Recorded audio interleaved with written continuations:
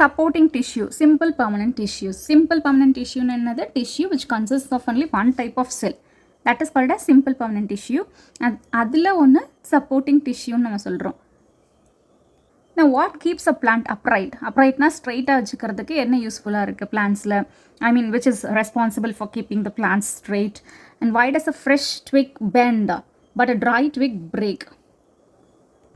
Twig என்றது ஒரு குச்சி, ஒரு தின்னான ஒரு பிரான்ச் மாதிரி இருக்கிறது. ஸோ அது ஃப்ரெஷ்ஷாக இருக்கிறது உடையாது அவ்வளோ சீக்கிரமாக, அது ஜஸ்ட் பெண்ட் தான் ஆகும். பட் ட்ரையாக இருக்கிறது இட் வில் பிரேக். அது எதனால ஆகுது? Then why are seed coats hard and how do aquatic plants float? இது எல்லாமே எதனால நடக்குதுன்னா சப்போர்ட்டிங் டிஷ்யூஸ்னால நடக்குது. இப்போ ஃபங்க்ஷன்ஸ் ஆஃப் சப்போர்ட்டிங் டிஷ்யூஸ் அப்படின்னு கொஷனில் கேட்டாங்கன்னா நீங்கள் இது எல்லாமே எழுதலாம். ஸோ ஃபங்க்ஷன்ஸ் ஆஃப் சப்போர்ட்டிங் டிஷ்யூஸ்னு கேட்டாங்கன்னா நம்ம என்ன எழுதலாம்? It helps to keep the plant upright எழுதலாம். And it helps to keep the seed coats hard எழுதலாம். It helps the aquatic plants to float எழுதலாம். It makes the fresh twig bend. It makes the dry twig break. இதெல்லாமே எழுதலாம். இதில் 3 types of supporting tissues இருக்குது.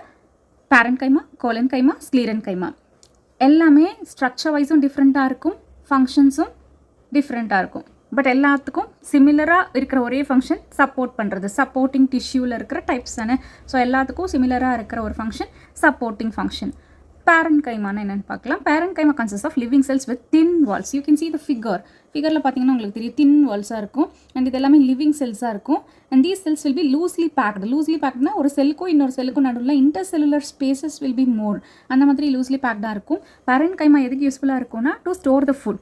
And it also performs photosynthesis in the green parts of the plants. எங்கெல்லாம் green color pigment இருக்கோ அங்கெல்லாம் photosynthesis நடக்கிறதுக்கு parenchyma is useful.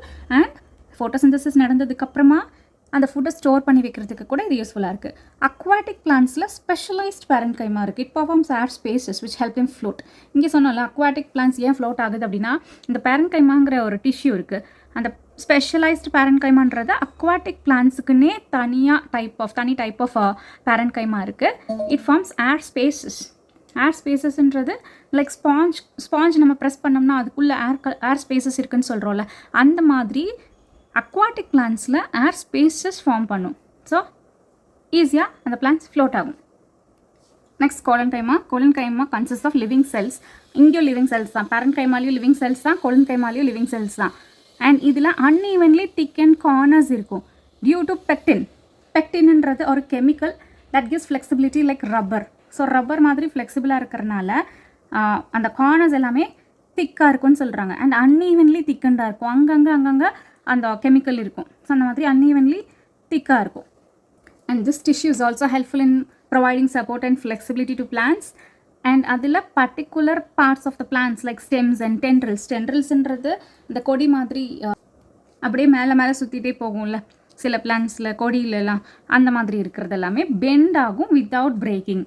So அந்த break ஆகாமல் அந்த பெண்டிங் கொண்டு வரதுக்கு, அந்த ஃப்ளெக்சிபிலிட்டி கொண்டு வரதுக்கு இந்த டிஷ்யூ ஹெல்ப்ஃபுல்லாக இருக்குது. Sclerenchyma. Sclerenchyma cells have thick walls due to deposition of lignin, making them hard and strong. Collenchymaல இருந்த deposition or கெமிக்கலுக்கு பேர் பெக்டின். இங்கே இருக்கிற கெமிக்கலுக்கு பேர் லிக்னின். லிக்னின்ன்ற டெபாசிஷன் இருக்கிறனால அந்த வால்ஸ் எல்லாமே நல்லா ஹார்டாக ஸ்ட்ராங்காக இருக்கும். ஸோ அந்த வுட் மாதிரி அந்தளவுக்கு ஸ்ட்ராங்காக இருக்கும். லைக் கோகனட்டில் நம்ம இப்படி பார்க்குறோம். ஸோ கோகனட்டில் இருக்கிற அந்த outer covering that is sclerenchyma. That is made up of sclerenchyma cells only. And most of these cells are dead. இதுக்கு முன்னாடி பார்த்த 2 டைப்ஸ்லையும் லிவிங் செல்ஸ்னு சொன்னோம். பட் sclerenchyma cells வந்து டெட் செல்ஸாக இருக்கும். And this tissue is found in stems, leaf veins and hard coverings of seeds and nuts. இந்த எங்கெல்லாம் ஹார்டாக நம்ம பார்க்க முடியும், சீட்ஸில் நட்ஸ்லாம் பார்க்க முடியும். கோகனட்டோட ஹஸ்கில், வால்நட்டோட ஷெல்லில் இதெல்லாமே பார்த்தீங்கன்னா நல்லா வுட் மாதிரி இருக்கும்ல, திக்காக இருக்கும்ல. ஸோ அங்கே இருக்கிற செல்ஸ் எல்லாம் என்னது sclerenchyma cells. இது இல்லாமல் வேறு ஏதாவது எக்ஸாம்பிள்ஸ் கொடுத்து ஹார்டாக இருக்கிற மாதிரி ஏதாவது கேட்டாங்கன்னா அதில் என்னென்ன செல்ஸ் இருக்கும் அப்படின்னு கேட்டாங்கன்னா உங்களுக்கு எழுத தெரியணும் sclerenchyma cells அப்படின்ட்டு.